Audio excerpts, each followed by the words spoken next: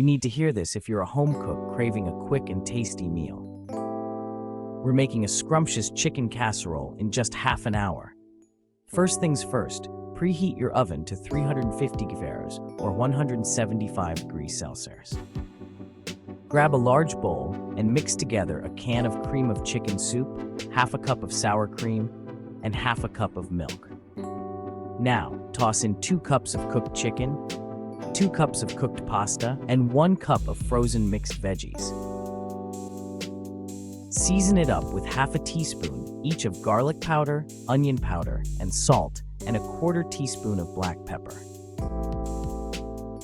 Give it a good stir, and then mix in a cup of shredded cheddar cheese. Pour this heavenly mixture into a greased casserole dish. For an optional but delightful crunch, mix a cup of breadcrumbs with 2 tablespoons of melted butter and sprinkle on top. Bake for 25 to 30 minutes until it's hot, bubbly, and golden brown. Let it cool for a few minutes, and voila, a tasty, comforting chicken casserole ready to serve. Customize it with your favorite ingredients and enjoy every bite.